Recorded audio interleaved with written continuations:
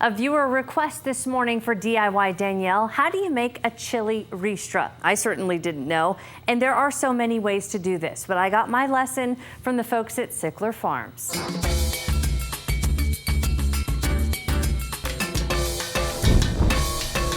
So we're here with Francisca Valenzuela, Sichler Farms. I'm really excited. Yes, I'm excited, thank you. Talk about the things that you need just to start. So to start, what we need is we're gonna need some twine. This is a little thin, but that's okay. We can always double wrap it if we need to, but you're gonna need something to hold the ristra together. You also need cotton string, scissors, corn husks, and of course, a lot of beautiful chili peppers. So you have separated the good from the bad chili to make these things. What makes a bad chili? So for the bad chilies, we're trying to sort out anything that doesn't have a stem on it. That's not going to be helpful for us at all. Okay. We also sort out anything that's super dry. This can just cause the stems to break really easily. So these are the pretty chilies, the good ones, right? Good stem, Nice stems. beautiful colors. So where do we start? So first we're going to make the strand to hold the ristra together. For a 1-foot ristra, she pulled about 3 or 4 feet of twine to double it up for strength. And then we'll just cut that. You'll want to hang that main strand on a hook. Have somewhere where you can build your ristra. Okay. And then at the bottom, we're going to tie these all together in one knot. Next up, grab the cotton string to tie on the chilies. She cut a piece about 3 feet long and made a slip knot to loop around our first clump of chili.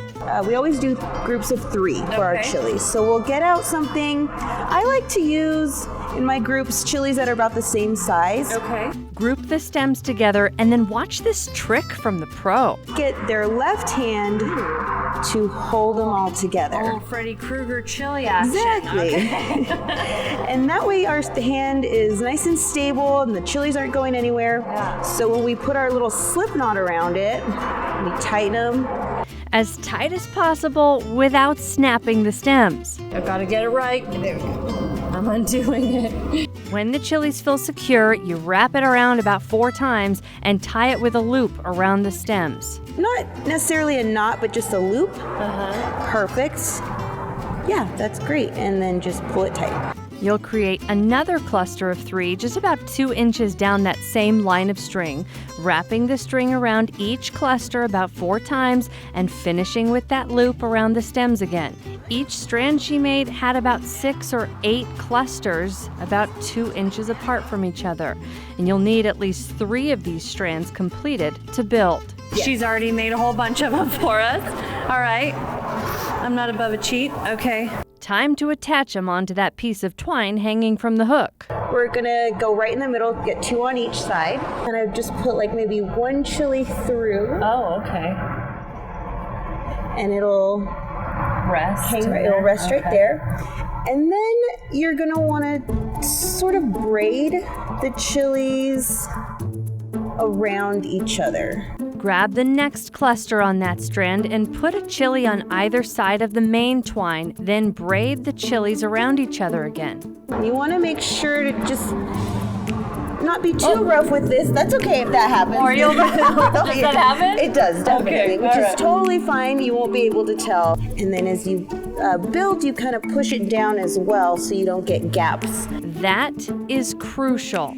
Now it's time for the corn husks to make the topper. Francisca put 2 husks inside a bowl of water just to soften them. So not very long. They don't have to be super wet. It just makes it easier when they're a little more pliable. When you start to shred them, they don't completely disintegrate. Okay. Exactly. Get our fork and go lengthways. We just scrape Look it. at that! Makes it really easy. I had no idea. You can do it this way too. Oh, both ways. Then tie it onto the top with more twine, and you're done. Yours is going to weigh more than mine, Francisca, I can tell. A little fat ristra.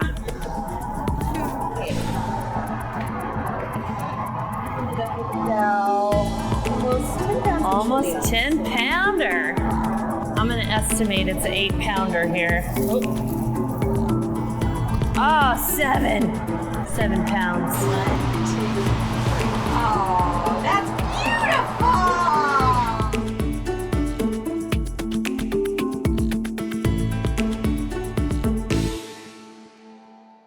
You can spray your Ristra with clear lacquer to make it last for years, but make sure you let it dry out completely first so the chilies don't mold. Francisca says she never sprays hers though, because she eats the chili all year long. Danielle Todesco, KOB4.